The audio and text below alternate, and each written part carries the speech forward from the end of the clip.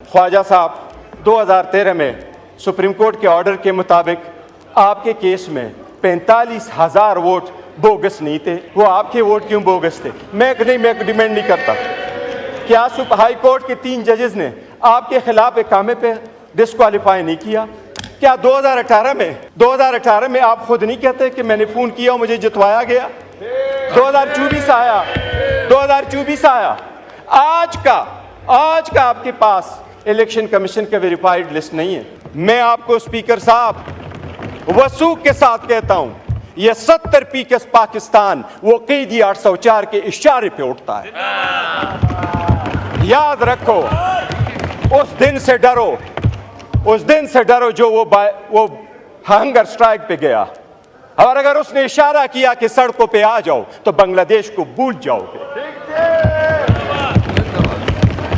यूसुफ रजा गिलानी साहब का बेटा सुप्रीम कोर्ट से गेट से अरेस्ट नहीं हुआ, उसी की हुकूमत थी। वजीर आजम अपना बेटे को नहीं बचा सका, कौन लेके गया उसको? क्या था वो? मौजूदा हुकूमत में अगर इतनी ही पावरफुल है, ख्वाजा साद रफीक को किसने अपलोड करवाया?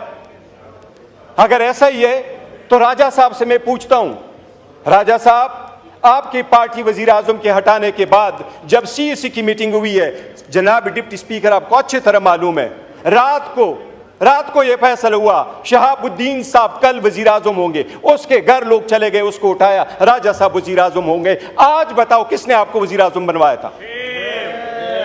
बस जनाब स्पीकर, थैंक यू जनाब स्पीकर।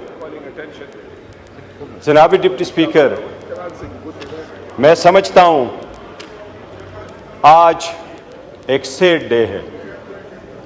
द वे बिलावल साहब ने बोला, जो अजंदाज गुफ्तगू इस्तेमाल की, जो इशारे किए, जो लात हटाए, मैं समझता हूं ये किसी भी पार्टी के चेयरमैन के लिए एक डेथ है। He is politically dead. उसके पास इस कौम के लिए ये विजन नहीं है। वो शायद ऑक्सफोर्ड के जाली डिग्री से यहां पहुंचा है।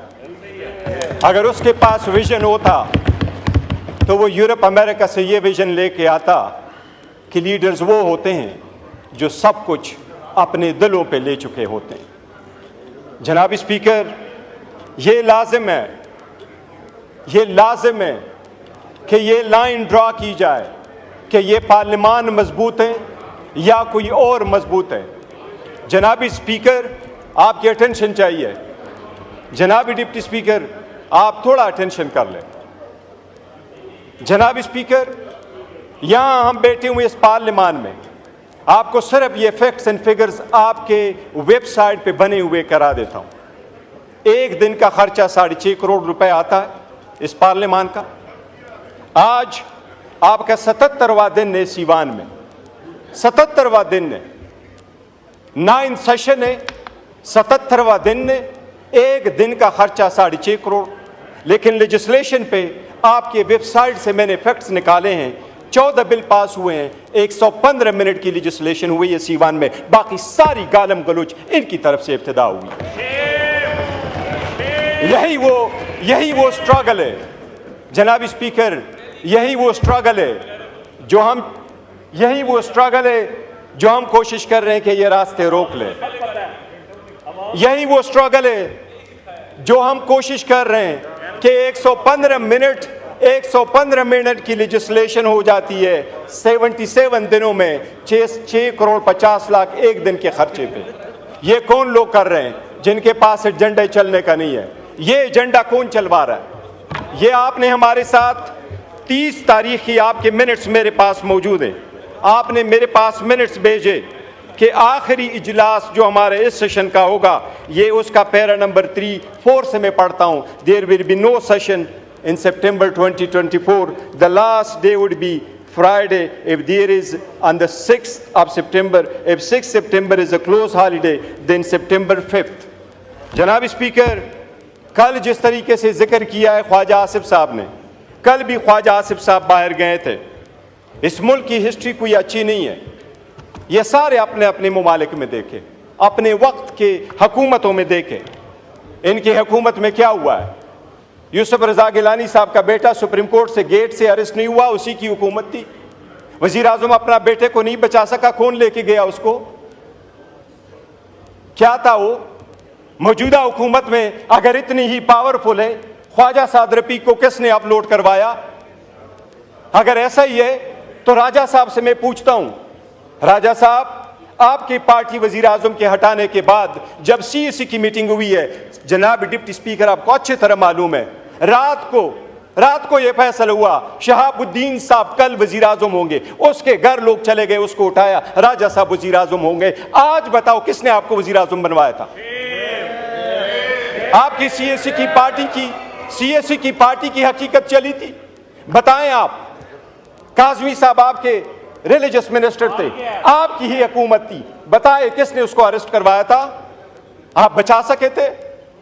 यह ईमान कमजोर होता रहा है। बहुत अच्छी बात हो गई थी, हम इसलिए आगे की तरफ बढ़ना चाह रहे थे। ख्वाजा साहब ने कल प्रोटेस्ट किया था, हमारी वजह से नहीं, मेरे और इसकी कोई तलख कलामी नहीं हुई, मेरी ख्वाजा साहब की कभी तलख कलामी नहीं होती।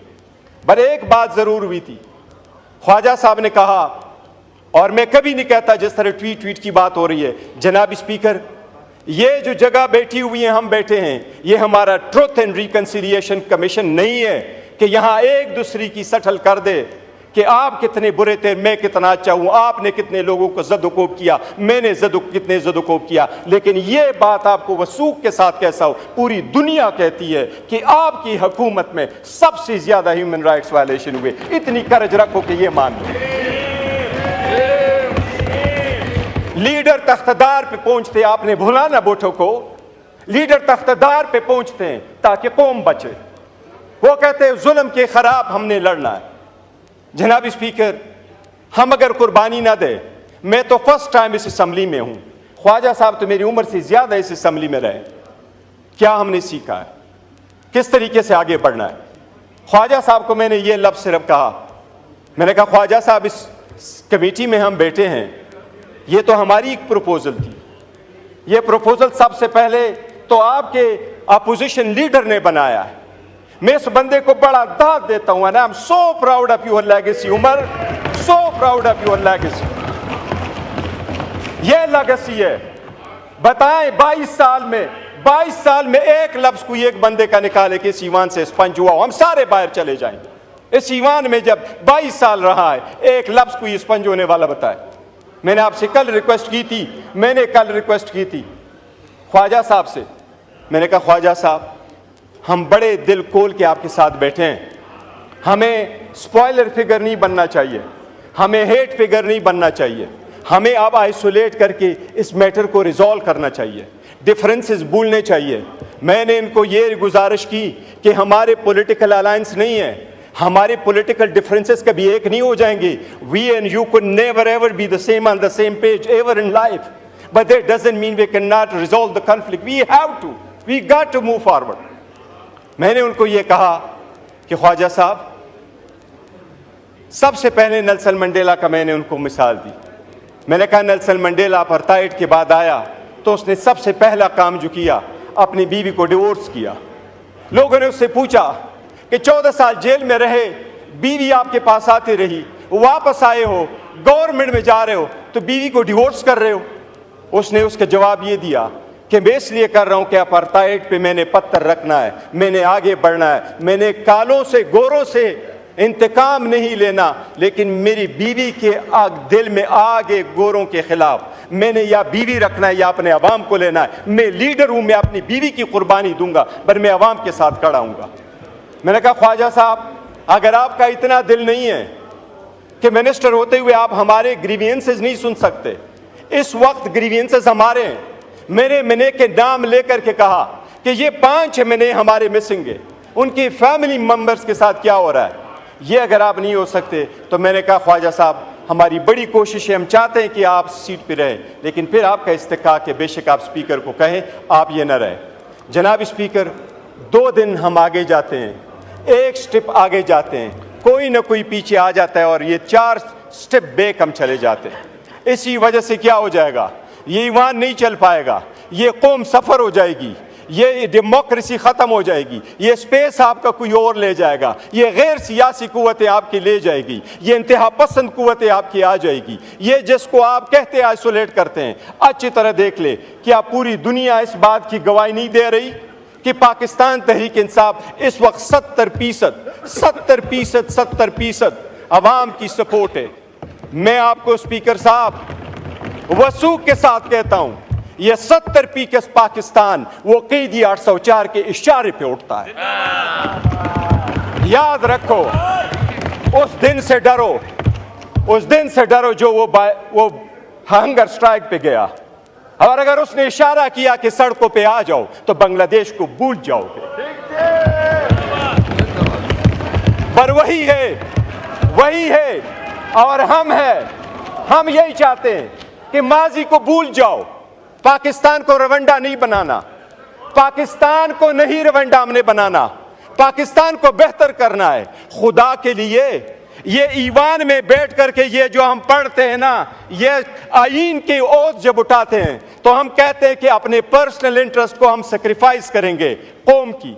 ये पावर इख्तिदार आनी जानी चीज़ है, ये कौम की अमानत है। पावर आए तो इसका मतलब ये नहीं है कि हम लोगों को जेर करें। कभी ये कोशिश ना करें कि उनमें से कौन जीतता कौन हारता है। हमारे हार और जीत में ये पार्लियामान हार जाएगा, हम उधर के उधर रह जाएंगे। जनाब deputy speaker, it is time है कि कॉमन सेंस प्रिवेल करें। अगर कोई केस कोर्ट में मौजूद है, मैं खान के किस किस केस को उठा दूँ? साइफर का उठाऊँ, इद्दत का उठाऊँ, तो शखाना का उठाऊँ, फिर आप लोगों का उठाऊँ। ख्वाजा साहब 2013 में सुप्रीम कोर्ट के ऑर्डर के मुताबिक आपके केस में 45,000 वोट बोगस नहीं थे। वो आपके वोट क्यों बोगस थे? मैं डिमांड नहीं करता। क्या हाई कोर्ट के 3 जजेस ने आपके खिलाफ इकामे पे डिस्क्वालीफाई नहीं किया? क्या 2018 में आप खुद नहीं कहते कि मैंने फ़ोन किया और मुझे जितवाया गया? 2024 आया। आज का आपके पास इलेक्शन कमीशन का वेरीफाइड लिस्ट नहीं है। ख्वाजा साहब, मेरी सबसे दरख्वास्त है, पहले मैं अपने फिर आपसे, अगर हमने यहाँ अपनी आवाम की नुमाइंदगी करनी है तो भूल जाए हम में से कौन अच्छा है। जिन्होंने पारसाई के दावे करने हैं वो अपने तरफ सारे दो करते। हमारे खानों में ये हम जो चाहते हैं बेहतर, हम ये चाहते हैं कि जो जनाब स्पीकर, आज मेरा एक अच्छा प्रोग्रेस हुआ है हमारी कमेटी में, एक अल्हम्दुलिल्लाह सब कमेटी बनी है। वो कमेटी में हम जाके प्रिविलेजेस और इम्यूनिटीज़ पे बात कर रहे हैं। मैंने सारी बातें की, मैंने उनको कहा स्पीकर साहब, मैंने ये जिक्र किया, कहा ये कि इम्यूनिटी के लिए रखो MPA मैनेज के लिए कि 15 दिन पहले अरेस्ट नहीं होंगे, 15 दिन बाद अरेस्ट नहीं होंगे। मैंने कहा हमें VIP कल्चर नहीं चाहिए, हमें अरेस्ट करते जब चाहे अरेस्ट करें, हम VIP कल्चर नहीं चाहते। हम डिग्निटी और रिस्पेक्ट के लिए बैठे, VIP कल्चर के लिए नहीं बैठे। हमें स्पेशली ना खड़ा करो कि आपको VIP पास इशू, आप एयरपोर्ट में चले जाओ। हम क्यों में खड़े होंगे अमेरिकन की तरह? हम जाएंगे, ब्रिटिश की तरह, हम सारे जाएंगे। जनाब स्पीकर, एक नई शुरुआत की ज़रूरत होगी अगर मुल्क को बचाना है। अगर हमने किसी थर्ड फोर्स को ये पावर नहीं देना तो एक स्टेप बैक भी जाना पड़े तो हमें जाना होगा। हमने करना अगर है तो मैं ख्वाजा साहब बस इनफ, हम चाहते यही है कि डिफरेंसेस रिजॉल्व करें। अगर एक दूसरे को ये दिखाएंगे कि किसका कितना रोल था तो हमरी कभी कभी लफ्ज़ इस्तेमाल नहीं करता वो हमाम का, लेकिन इसमें किसी की हालत अच्छी नहीं है। ये सबसे बड़ी कर्ज हो कि घर से इब्तिदा कर लें और आवाम के पास वो छोड़ दो कि वो क्या करे। इसका सारा फैसला जो है ना तारीख़ करेगी, पब्लिक हमें जज करेगी, और ये दिन ज़रे गुजर जाते हैं, वक्त आएगा आवाम हमें जज करेगी who is on the right side. शुक्रिया।